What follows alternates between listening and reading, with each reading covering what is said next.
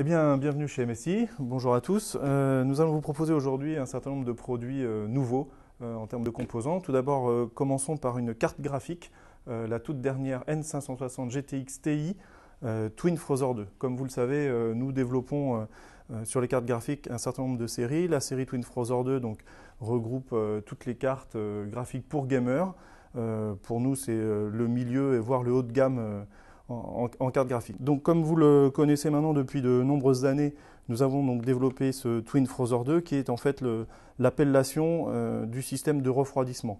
Ce système de refroidissement donc à la fois est composé de ces deux radiateurs 9 cm qui permettent une aération de l'ensemble de la carte, avec en dessous les caloducs de dissipation de chaleur.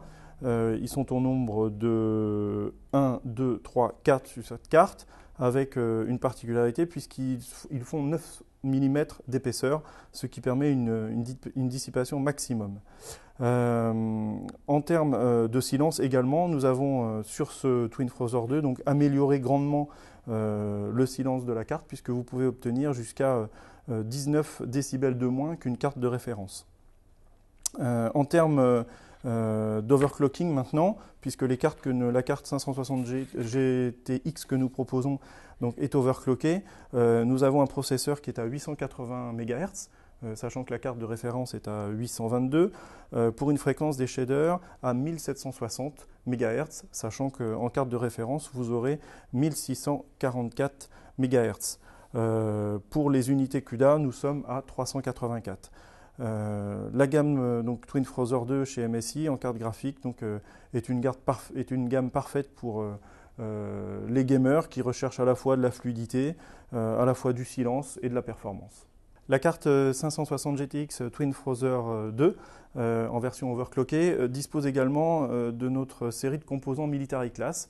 Deux d'ailleurs que vous connaissez maintenant après l'introduction du Military Class, qui sont en fait des composants issus de l'industrie aéronautique et spatiale, et on y retrouve à la fois les IC Cap, donc les High Conductive Capacitors, fabriqués en tantal, qui est un métal extrêmement dur et extrêmement performant.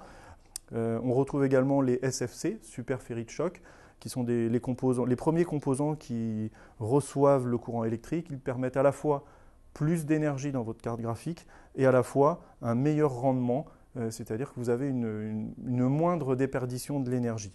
Ils permettent également de lisser le signal électrique, ce qui permet une plus de fiabilité et d'éviter les différentiels de tension électrique au niveau de la carte. Et puis enfin, on retrouve sur l'ensemble de la carte mère des solid cap avec la qualification Made in Japan, c'est-à-dire la plus haute qualification industrielle pour ce type de composants.